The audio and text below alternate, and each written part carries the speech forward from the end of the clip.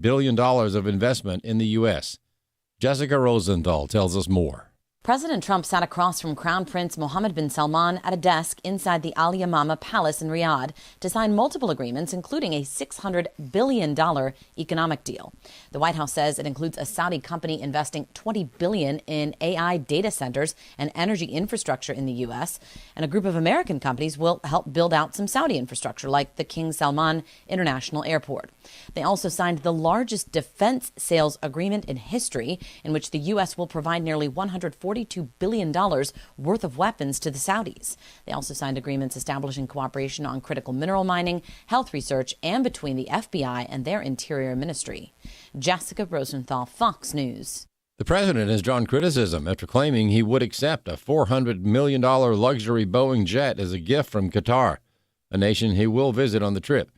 Kentucky Republican Senator Rand Paul sits on the Senate Foreign Relations Committee and says the gift could send the wrong signal. I don't know that if we can have an honest appraisal of their human rights record and decisions on arms sales if we're receiving $400 million gifts from a country, so I'm not for it. A pause in the fighting between India and Pakistan after a U.S.-backed ceasefire. Steve Harrigan has more from New Delhi, India.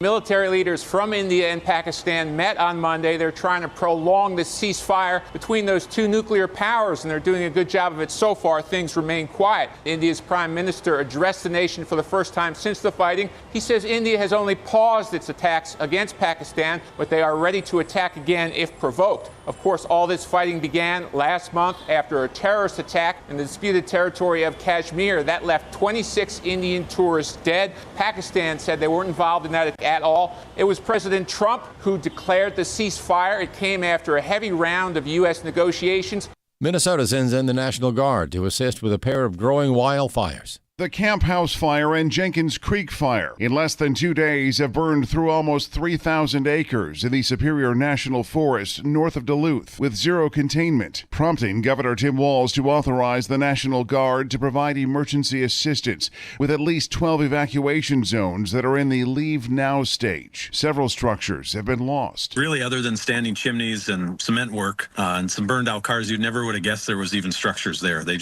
Everything was gone. St. Louis County Sheriff Gordon Ramsey, one of the fires believed to have been started by a campfire amid dry and windy conditions across the region. Jeff Manasso, Fox News. Add Kansas City, Missouri to the list of cities that are struggling with high crime because of funding cuts to local law enforcement. Steve Jordahl reports. On most weeknights in Kansas City, the sound of roaring engines and the smell of burning rubber easily drowns out any sounds and smells coming from the city's iconic barbecue joints. Hundreds of teens in their hot rods and ATVs are clogging the streets, endangering anyone close and taunting the police, who Randy Sutton of the Wounded Blue says are twice cursed because it takes a large number of police to quell the violence, tow the cars, make the arrests, and keep the peace, and there's already a shortage of police officers. The Kansas City PD is so short-staffed because of all of the issues surrounding the anti-law enforcement lobby. In 2021, the city diverted $42 million from law enforcement to a community services fund. Less money, fewer police, more crime, fewer businesses to raise the needed revenue. But there are signs that the city is coming to its senses, although it may be too little too late. City Council member Wes Rogers tells Fox News they're trying to put consequences in place. Under law, we can seize these ATVs, so we're going to start seizing them, and we're going to smash them. He says they're also reclaiming some of the funding. We're actually building a new jail just for these people, and we're going to lock them up, and we're going to hold them accountable. I'm Steve Jordahl. U.S. stocks are rising following an encouraging report that showed inflation slowed across the country last month. For American Family News, I'm Rusty P. The loss of a child through abortion, miscarriage, or stillbirth affects the emotional health of families. Feelings of anger, sadness, and regret can be overwhelming. There is hope and healing in the aftermath of a reproductive loss. Call the International Helpline at 866-482-LIFE to talk with someone who has been where you are and healed to help others. Your call is confidential. 866-482-LIFE.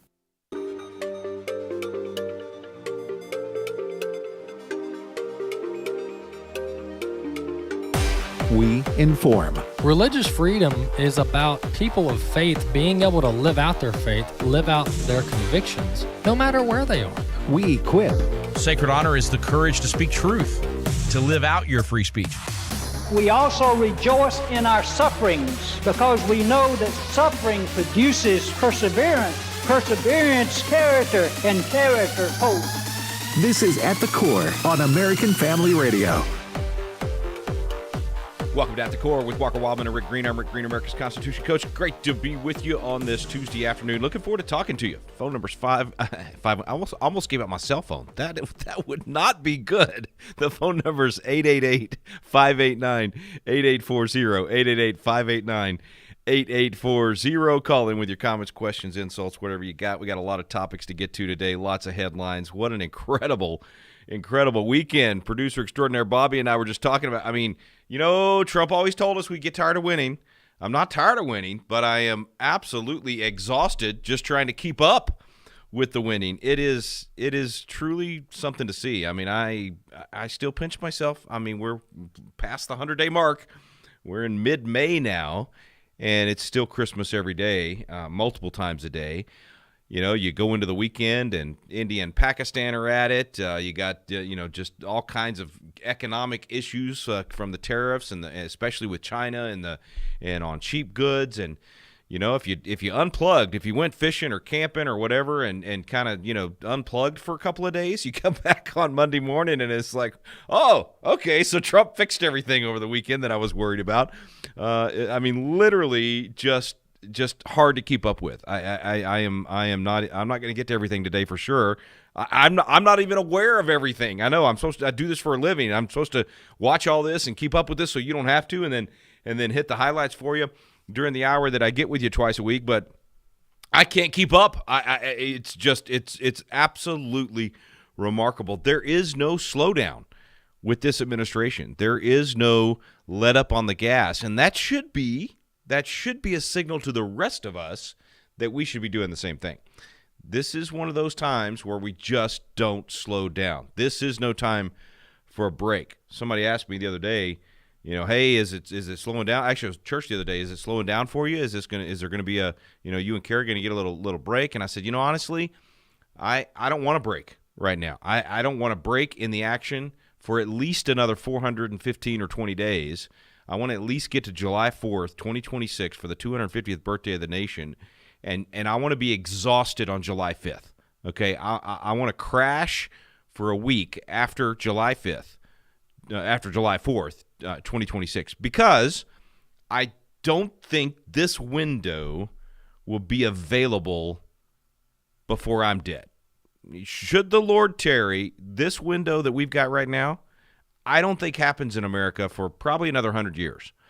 And it's the window that has been given to us by this perfect storm of having an administration, having a president that has been radicalized to freedom, radicalized to the Constitution, radicalized to God and to biblical values. He gets the importance of restoring America's foundations that made us great. That bullet that went through his ear in Butler, Pennsylvania, changed everything. Now, I'm not saying, I shouldn't say everything. The trajectory of where he was headed was already pretty amazing. But the level of intensity with the man, the level of the willingness on the part of the American people, the appetite for the American people to want big change just went through the roof in that one moment. And so this moment in time that I'm trying to describe at this point, this window of opportunity, has been because of this perfect storm of a president who was absolutely pushed to the brink by his political opponents and by the leftists and the Marxists that have had control of every major institution in America for years and that have pushed the nation to the brink of potentially losing the entire foundation the nation was built upon. The reason they brought in 20 million people was to dilute the American value system. It wasn't just for votes. It wasn't just to influence the Electoral College or the makeup of Congress or create chaos in the streets with the crime and all that. It was very much to dilute the American spirit. They had already done a really good job of eradicating the American spirit, but through the erosion of the American memory, as Reagan put it in his farewell address in January of '89. They accomplished that part.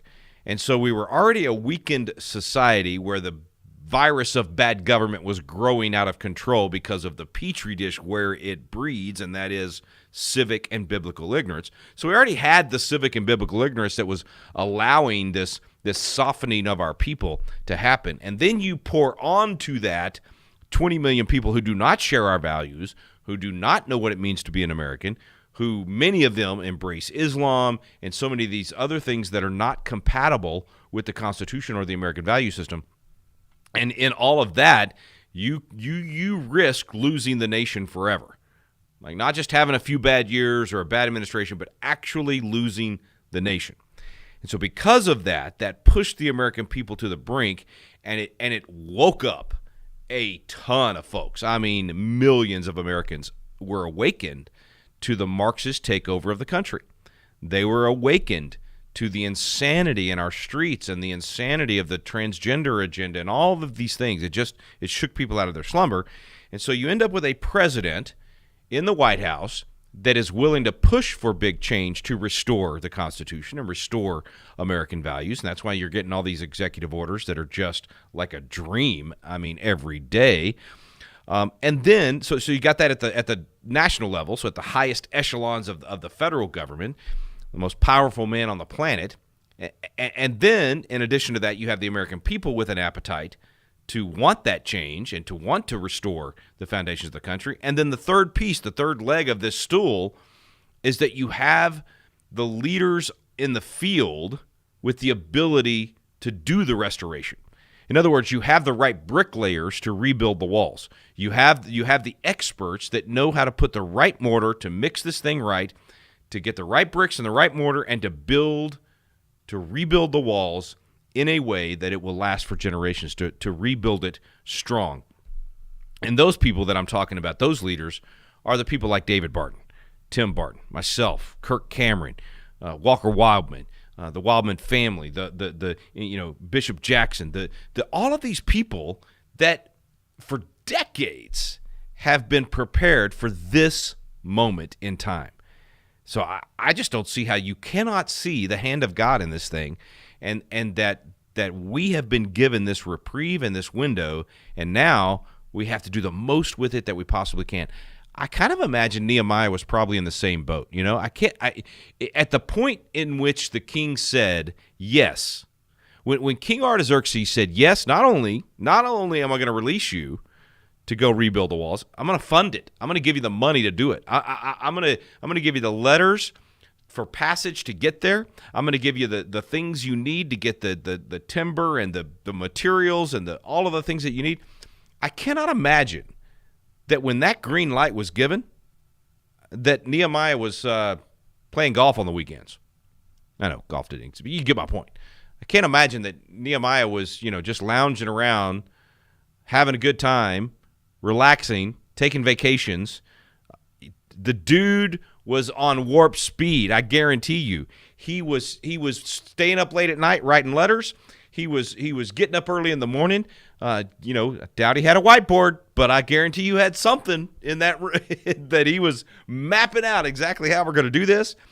The guy was on go. He was pressing the gas and did not let up. That's why they were able to rebuild the wall so fast.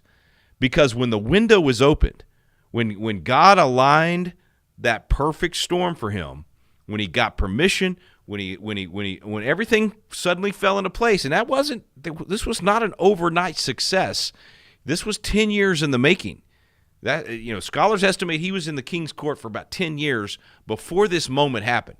Now, we don't know for sure exactly how long from the time that he was told about the walls being in disrepair and all that, but and to get convincing the king. But the point is that he had to serve for 10 years to be in the position to make the ask and then to go do the rebuilding.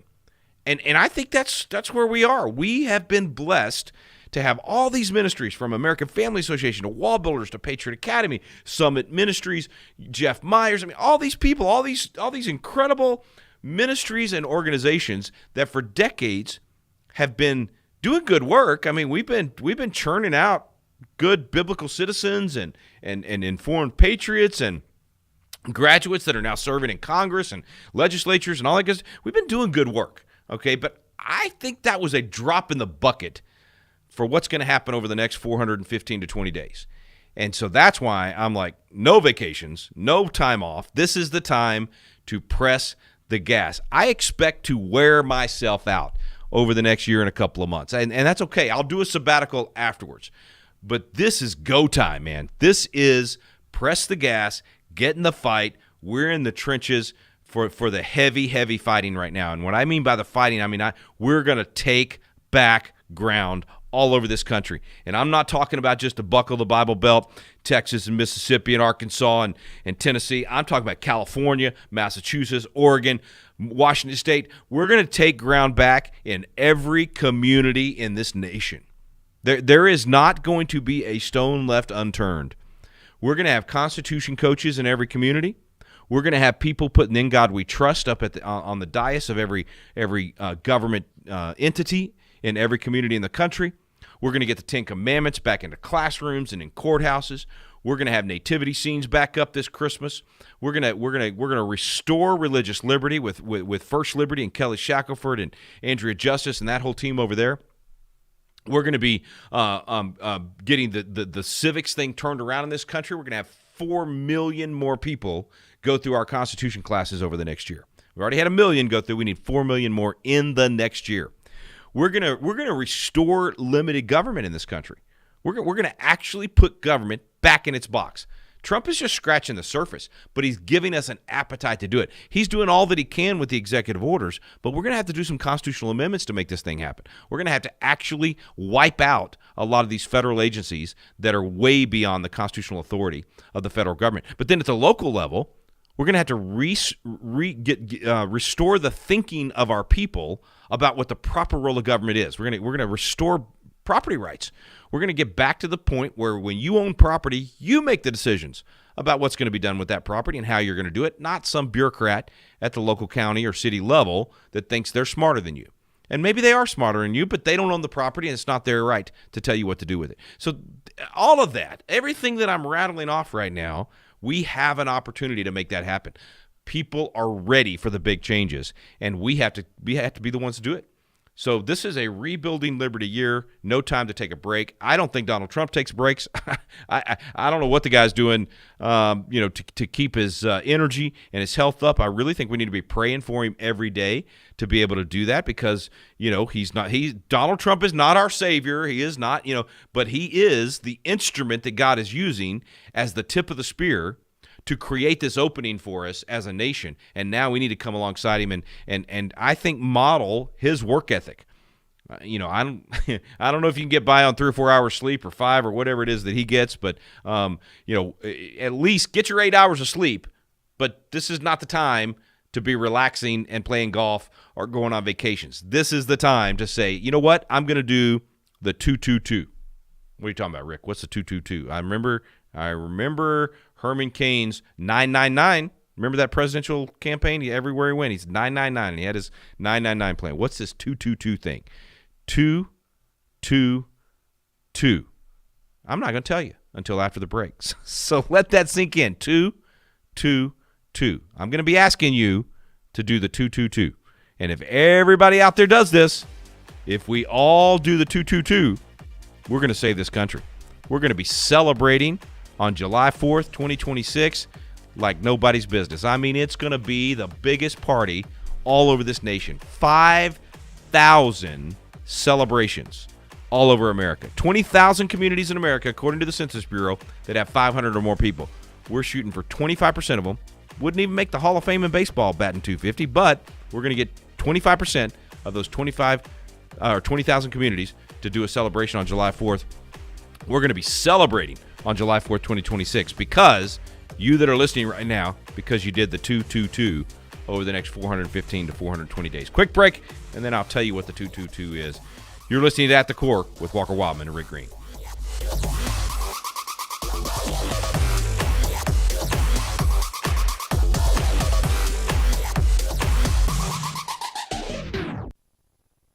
What does the future hold for American education? On the next AFA at Home, host Walker Wildmon and his guests will provide answers. Before we start talking solutions, we want to give a little context and history just to tell you how we got to where we are today. When you remove the Bible out of schools, when you remove any mention of faith from the history classes, well, you've created now a generation of individuals that, frankly, I think they're going to be very shocked by hearing a lot of the conversation today because that wasn't in their history class. The Lord was talking to parents. He wasn't talking to government. Children belong to their parents. They do not belong to the government. There's either going to be the DEI, woke, Marxism, or you're going to go back to religion, morality, and knowledge. Don't miss episode 7 of AFA at Home, premiering May 15th at 6 p.m. Central on AFA Stream. It's free for 1 week, so mark your calendar and sign up for your free Stream account today. Stop by stream.afa.net. stream.afa.net. The following is not an actor, but a real-life story from Trinity Debt Management. I'm Claire from Trinity Debt Management. I'm a counselor, and the reason that I love working for Trinity is because I get to help folks with one of the hardest problems a family can face, and that's financial difficulties. In this day and age, everything is going up. You have higher utilities, higher grocery bills, higher fuel, and those credit card interest rates have gone up as well. We can help you with that. We can help you get lower interest rates, lower monthly payments. In just a few minutes, we put together a plan that gets you out of debt and keeps you out of debt. I love my job. It's a great program and a very smart way to find debt relief. If credit card debt has you down, call Trinity at 1-800-788-1813. I'm Claire, a Trinity counselor. Call me and become debt-free for keeps. 1-800-788-1813.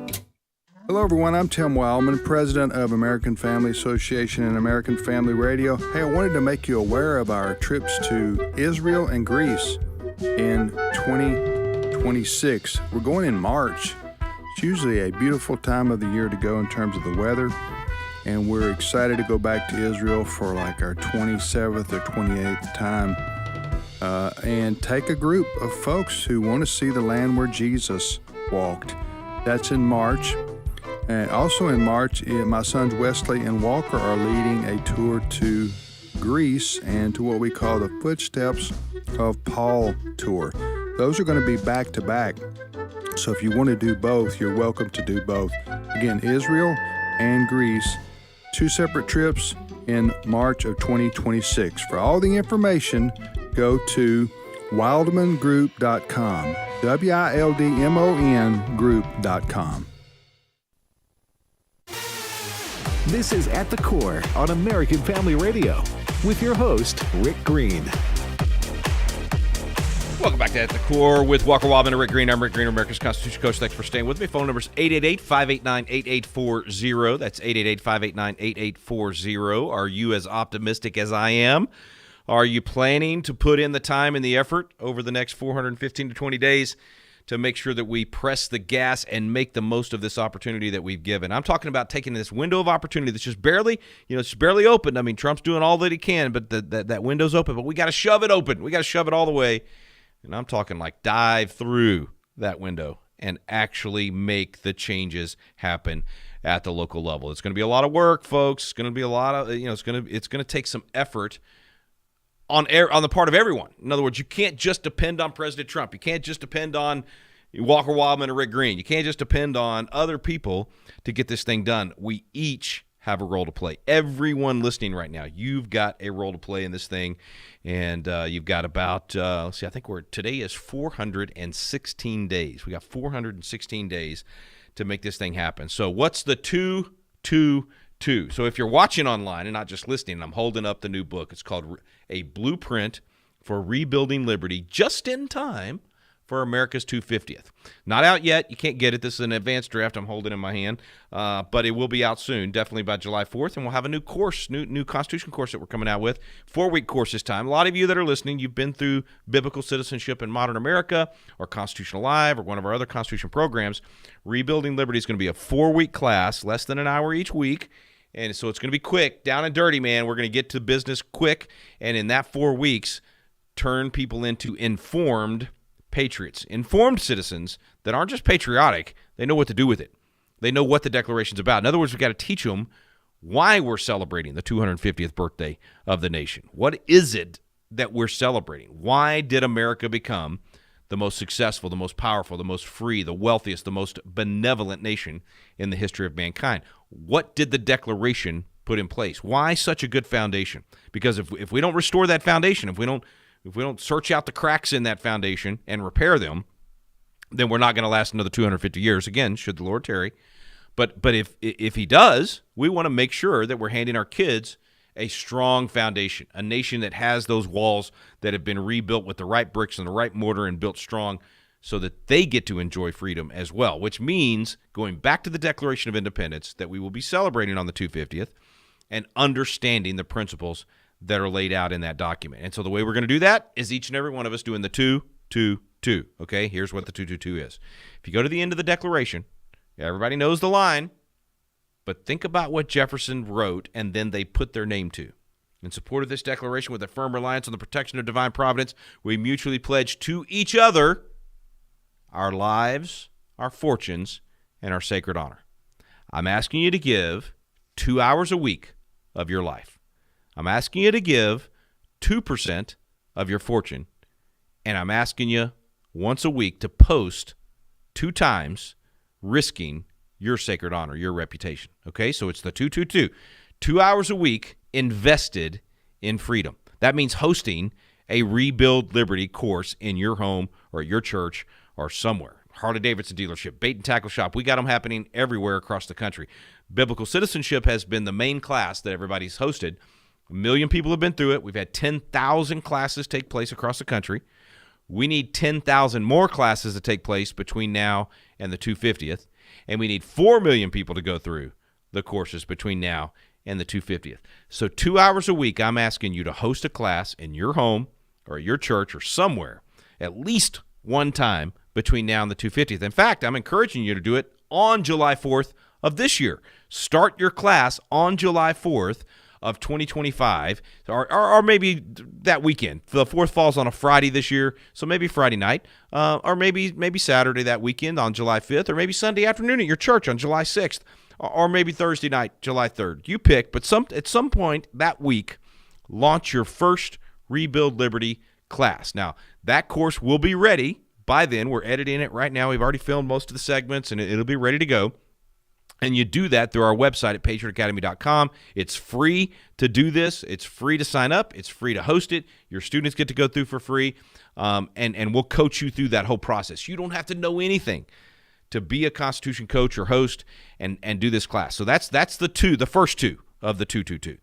2 hours of your time. If you're not hosting a class, then spend 2 hours campaigning for somebody that's a Liberty candidate running for office.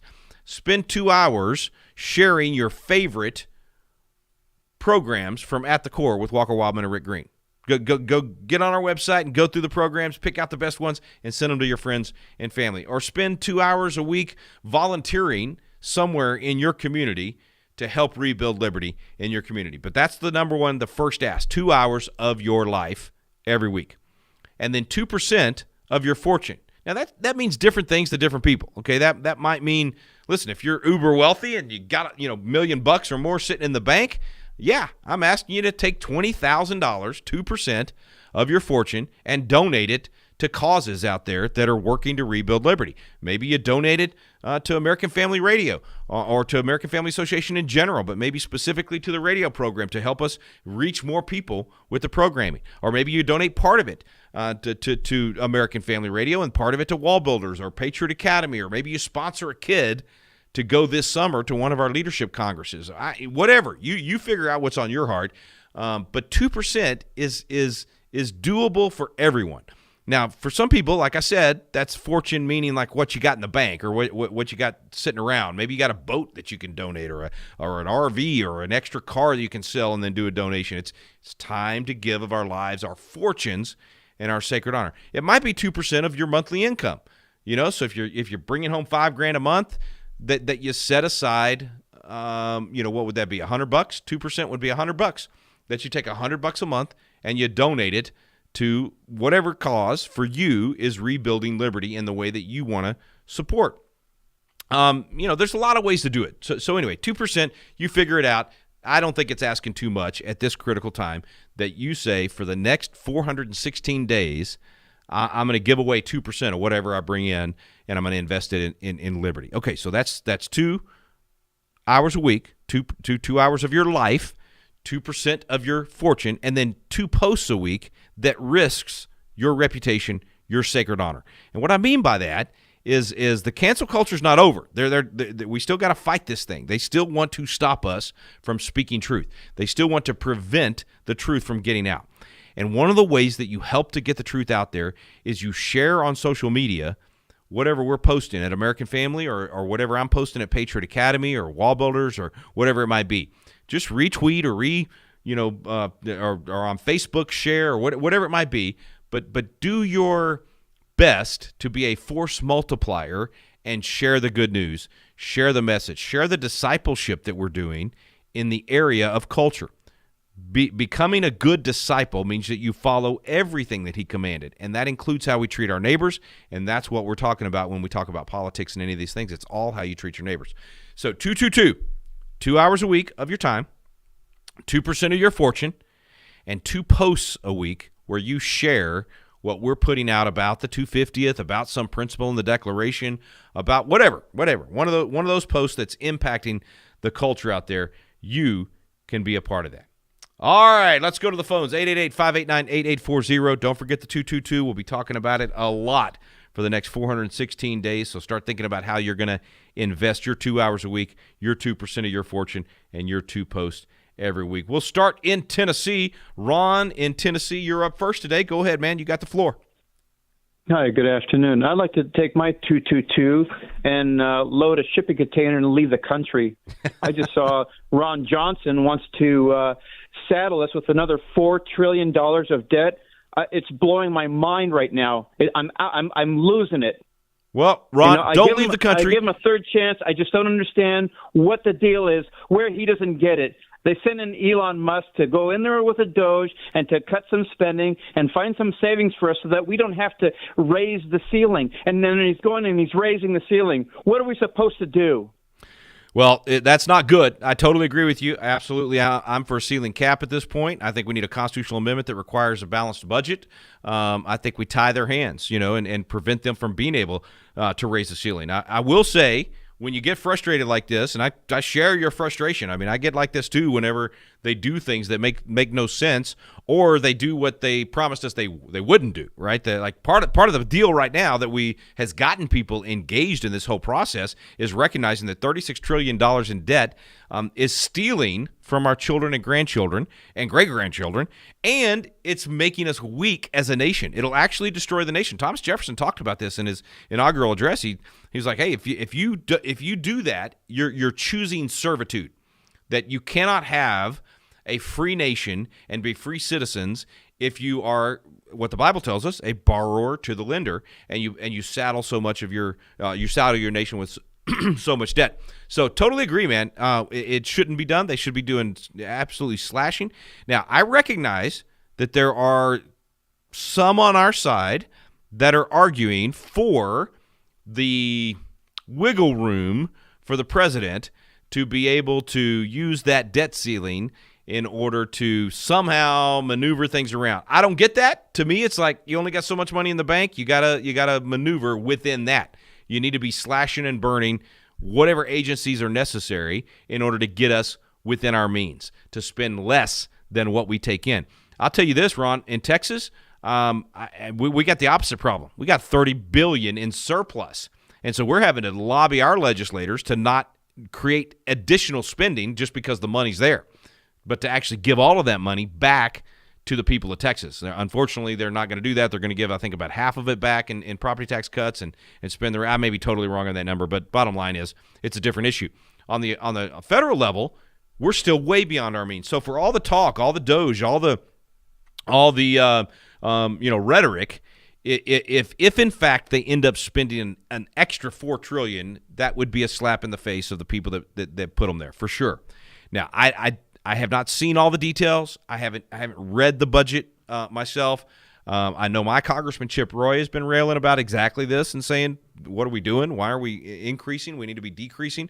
So we'll see where it all goes. Now, I will say this. I'll just close this particular topic or this call with this comment, and that is I haven't yet reached your point of frustration where you want to leave the country or you want to basically yank the leash and say enough is enough. I'm not going to give them the leeway or the grace to continue down this road. I'm still at the point of trusting the guy in the room. Okay, so I may be a fool for it, and I may regret it 6 months from now. Now, I'm not against calling him on the carpet and constantly saying, hey, don't do this, and hey, this is the wrong direction to go. But I haven't lost faith completely or at all. I mean, it's kind of like the tariff thing. I am trusting President Trump as the guy in the room that we've hired to make these decisions and to do these negotiations, that when he adds these big tariffs on these countries, that it will bring them to heel. And I think we're seeing evidence of that already. I didn't expect that to happen so fast. I thought it would take, I said this on the program actually a month ago, that we're going to have to ride this out probably through the end of the year before we see whether or not his gamble is going to work. Ronald Reagan's tax cuts in 1981, it took more than a year and a half, and things were getting worse, and people were trying to get him to back off, and thankfully he stood his ground, and it led to the greatest peacetime economic expansion in history. And so I thought the tariffs would take that long, but look what happened over the weekend. China's already coming to heel. They're already dropping their tariffs even more than we are. You've got all these other nations that have acquiesced and are begging President Trump to pull back on the tariffs, and they're willing to negotiate. So I'm trusting the guy in the room, not just because we're already getting results. I was going to trust to some extent through the end of the year and give enough runway to make it work. And I think that's paying off, and I think that will continue to pay off. And, of course, trust but verify. I'm definitely on board with that. So in the same way, I'm gonna give them some leeway on this big, beautiful bill and on the packages that they're going to do in these first 6 months of the administration. And also recognizing, Ron, I got to say, man, we got a 3-vote majority here. So there's only so much they can to get the good stuff done. Unfortunately, they're going to have to take on a lot of water too. They're going to have to take on a lot of weight, take on a lot of bad stuff in order to get it done. So anyway, all that to say, totally agree with your frustration, but I'm not to the level of saying I'm done. I'm leaving the country and I just can't put up with them anymore. But you have every right to be upset when they go the wrong direction, and we should let them know for sure. All right, let's try to get this one in before the break, and I may have to carry you over, but Rob in Texas is up next. Rob, go ahead, man. Hey, I'm calling you from Dallas. I'm over here on 635 fighting traffic. Bro, I remember those days. That's why I left Dallas. Go ahead. Yeah, brother. I got you. So I want to point out something. When Rick, when you fall on your knee and you damage it instantly, right? I think if I understand what you're saying. I'm trying to get to a point here. So if you damage your knee instantly, it takes a long time for it to recover, correct? Correct. Yeah, tore my meniscus last year, actually. What I'm trying to get at is all this damage that happened with the economy, with the I see where you're going. Employment numbers and everything. It happened overnight, basically 20 years. We'll call it that. Now it's going to take a long time for everybody to recover, and this is what I can't get people to understand because of Trump's ambitions. I love Trump's ambitions, don't get me wrong. But because he had these ambitions and everything, everybody just thought it was going to happen overnight on January 20th. It did. Yeah. So people are upset I and totally him, get you. He's not the best president. No, Rob, you're right. You're right on, man. I mean, this is, and we have said this a lot. Look, it took a long time to get into this mess. It's not gonna change overnight. I'm actually surprised at how fast we are moving. This is a generational change. So what we do right now is we lay the right foundation and we rebuild the walls so that the change can occur over a generation. Your point is so well taken, Rob. I think we've got to manage expectations for the results of the policies that are being put in place right now. Very, very good point. We got to take a quick break. We'll be right back, folks. Stay with us. Phone number is 888-589-8840. You're listening to At the Core.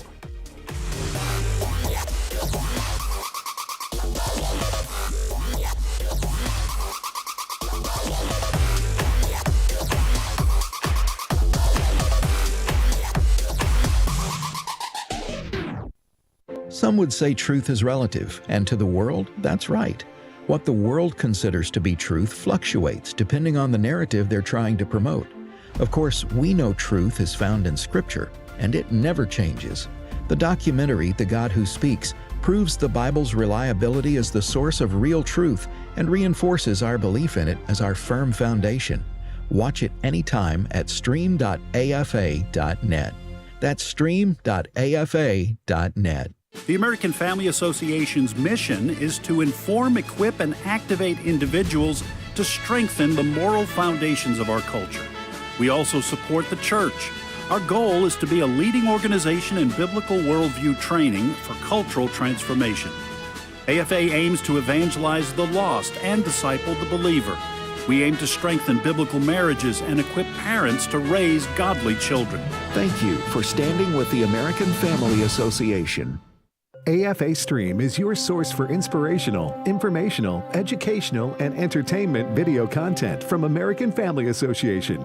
You'll find documentaries like Culture Warrior, Don Wildmon, and the Battle for Decency. Television in those days would be considered extremely mild as to what's available today. You can access educational curriculum like Body of Evidence. And there the Lord says, the hearing ear and the seeing eye, the Lord hath made even both of them. You'll find titles like Life is a Civil Right from the AFA Cultural Institute. If you're Martin Luther King Jr.'s niece and you were tricked, my goodness, how many more were tricked? Much of the content is free to everyone. Great commission partners can see even more. And content is being added, so your options are increasing. Visit stream.afa.net and see what you like. AFA Stream, streaming video from American Family Association. Hello, Americans. I'm Todd Stern. Stand by for news and commentary next. A Grosse Pointe, Michigan elementary school is generating lots of media buzz over its decision to celebrate Special People Day instead of Mother's Day.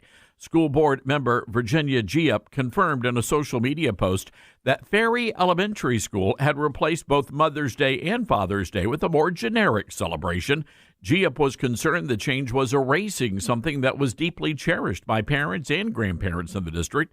She said she understood the sensitivity for children who might have lost a parent, but she said the solution was not to completely eliminate Mother's Day. Now, the school district doubled down, said the decision was appropriate, important to be inclusive. Well, it's understandable to protect a small child who might have lost a parent, but the solution is not to completely ruin the celebration for everybody else. Although I'm a bit surprised, Grosse Pointe simply did not rename the holiday Birthing Parent Day. I'm Todd Starnes. This is At the Core on American Family Radio with your host, Rick Green. Welcome back to At the Core with Walker Wildmon and Rick Green. I'm Rick Green, America's Constitution coach. We've been talking about the 250th coming up, talking about this window of opportunity, and of course, pressing the gas and getting gaining the most ground that we can. And to our last caller's point, it took time to get in the mess, so it's going to take time to get out. And not to mention anything that's going to be strong and lasting takes time to build. And really good fruit takes time. And so I don't want a quick fix that is only temporary. I want to see us rebuild the foundations, rebuild the walls in a way that will last for generations. And honestly, sometimes it takes a little pain to get the poison out, right? I mean, you gotta you go back to 2008, and when we had the housing crash and the mortgage insanity and all of that nonsense. If George W. Bush had come out and said, what he came out and said was, I'm normally a free market guy, but these are not normal times, and so he did all the bailouts, and he basically made it where if you did stupid things like loaning 105% of the value of a home, which is essentially what led to the problem, and you pass bills where Congress is forcing banks to loan money to people that can't make the payments. When you do stupid things like that, there's going to be a price to pay for that. You're going to create the crash. And so what George W. Bush did, he was scared by these all these supposed experts saying how horrible the Depression was going to be if he didn't do this. And so they bailed out the people that did stupid things. They basically absolved them of their bad decisions and didn't make them pay the price. didn't make them experience the pain so that they would then make better decisions in the future, and other people would learn from watching the pain that they were experiencing. Instead, when you bail people out for their mistakes, they just go do the same stupid thing again. And other people go, well, if they got away with it, I'm going to do it. And other people go, well, why would I do it the hard way if I can do it the easy way and make money? And if I lose, somebody else will bail me out. So in other words, in 2008, they built on the sand instead of building on the rock. And had they gone through the pain of excavating and going down deep and building a big foundation and experiencing the economic pain of a course correction, we would have ended up with a much better economy and a much stronger foundation. And instead, they took the easy way out. So I think you have to have some economic pain to have the course correction in order to get the good times down the road that last a lot longer. And so I'm all for us having the right expectations, to Rob's point, to essentially say these are big changes that we're making to get back to the foundation that will pay off in the long run. So whether it's the tariffs and resetting the table with the rest of the world, or it's the civics education that we're engaged in over the next 416 days to make sure that you have good citizens that will then produce good economy and good freedom and good legislation and all those things for generations to come. All of these things take time.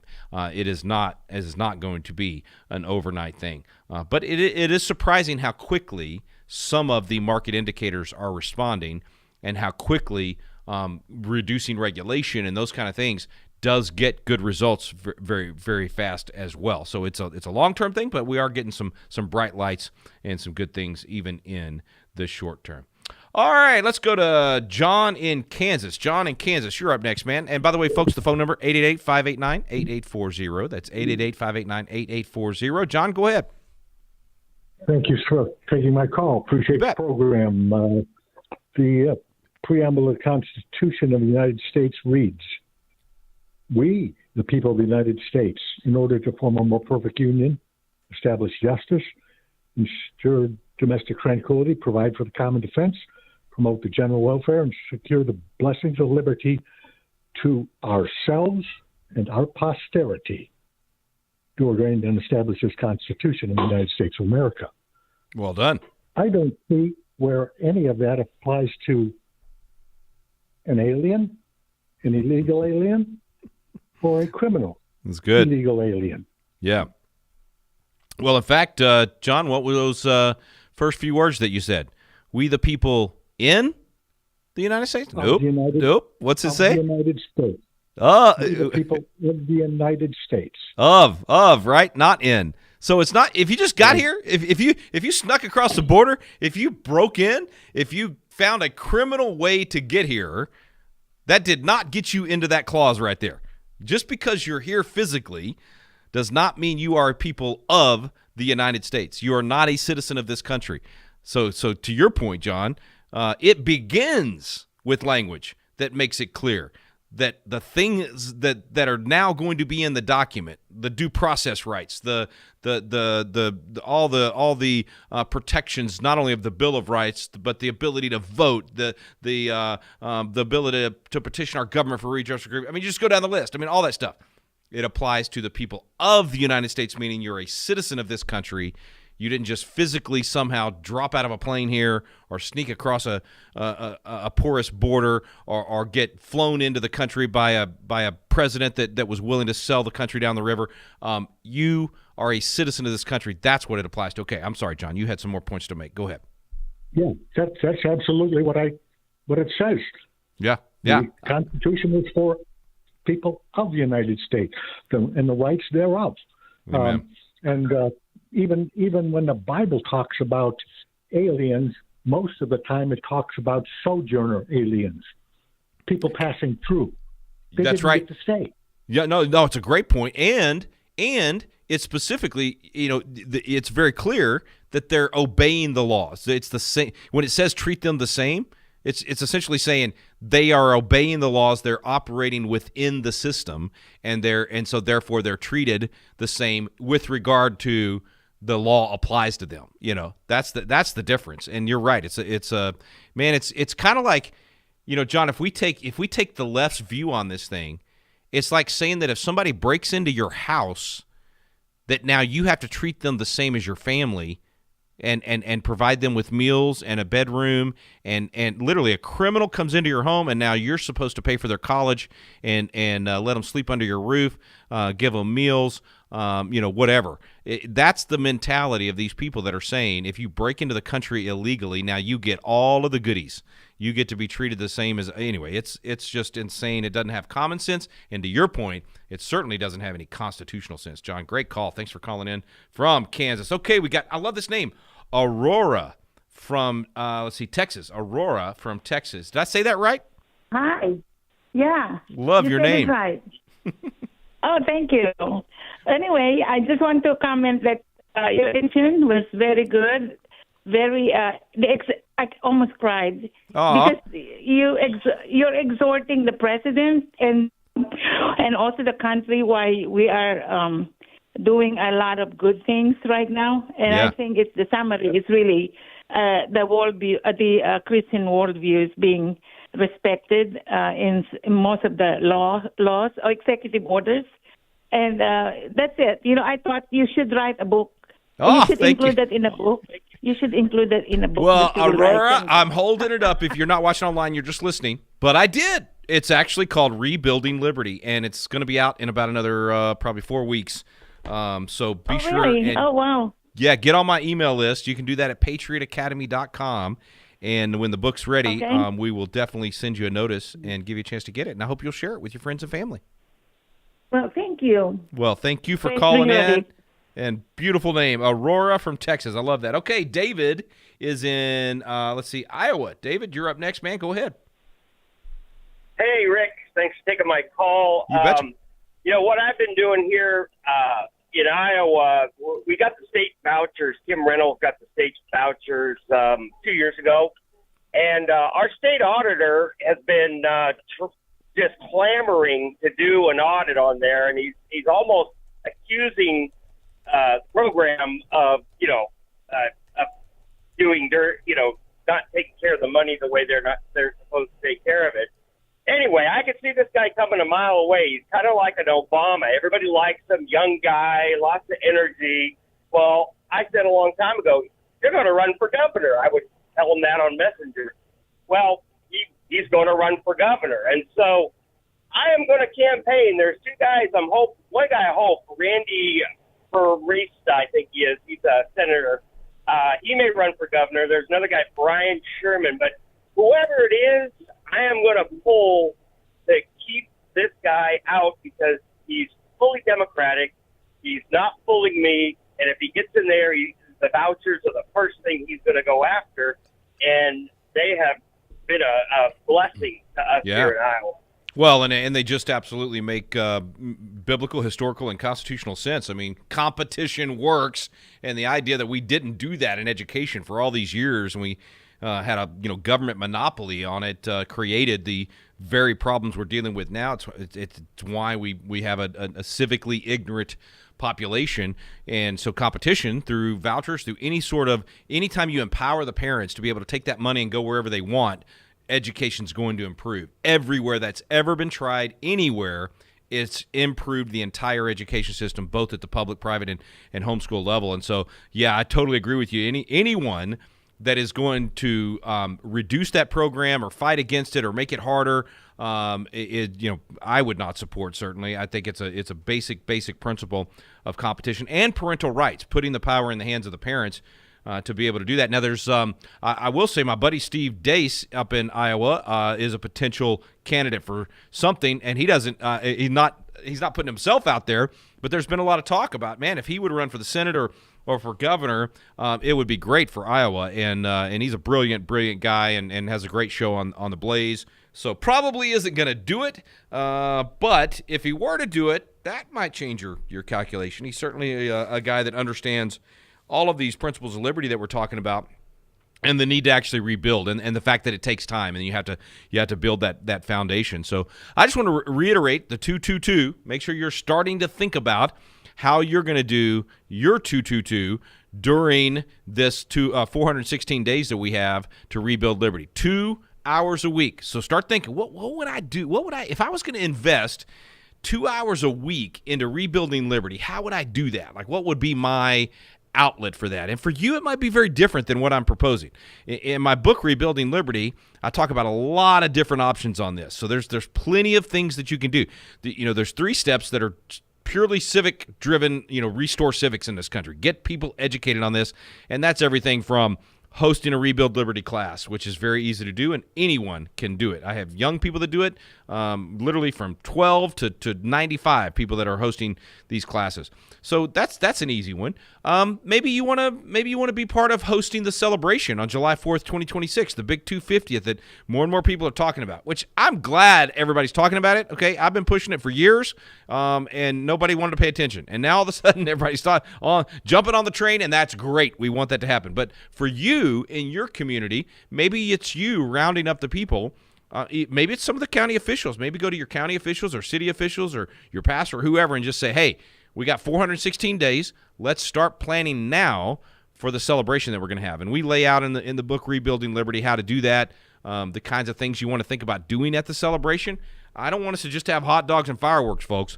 You want to read the Declaration of Independence out loud for everybody there, and you want to have a big blown-up copy that everybody can sign. Let the people that join your celebration actually sign the Declaration of Independence. So that's an easy one that you could put 2 hours a week. If you start now putting 2 hours a week into your celebration that's going to happen in 2026, you will have a phenomenal event. I can virtually guarantee it. So that's, let's see, I wanted to just rattle these off for you. So there's 3 civic literacy and informed patriotism steps.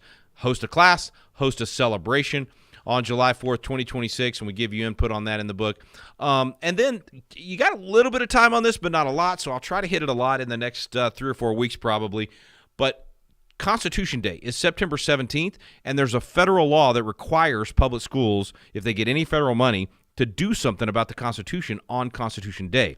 And then I passed a state law in Texas, and about 7 states have followed suit, creating what we call Celebrate Freedom Week. So the whole week of Constitution Day, they do something on the Declaration and the Constitution, those 56 words, all this stuff, and my book breaks that down as well. So that might be your 2 hours a week, is starting to go and talk to schools about what they're going to do on Constitution Day. So that's the first 3 steps in our 12-step recovery program. You can pick one of those. Might want to pick the In God We Trust. That's step number 4. You might want to pick the 10 Commandments. That's step number 5. Step number 6 is all about putting godly wisdom back in the schools, actually having the Bible put back in schools. We got all kinds of Bible curriculum opportunities. And then the last 6 steps in the 12-step recovery are all about limited government. So maybe you want to be involved in restoring parental rights or restoring property rights, or getting some limitations on the federal government and some of the constitutional amendments that need to be done. There's no limit to the number of options for what you can do with your 2 hours a week. And then for your 2%, give it right here to American Family Radio. Give it to Patriot Academy or Wall Builders or candidates or whatever you want to do. But start investing 2% of your fortune into liberty. And then lastly, 2 posts a week where you put your reputation on the line, your sacred honor. Lives, fortunes, sacred honor. We're going to do a 222 between now and July 4th, 2026, and it's going to turn our country around. Let's press the gas, folks. Stay involved. Make sure you're listening to At the Core every day. Walker Wildmon with you Monday, Wednesdays, and Fridays. I'm Rick Green, America's Constitution Coach, with you on Tuesdays and Thursdays. Sure appreciate you listening today to At the Core with Walker Wildmon and Rick Green.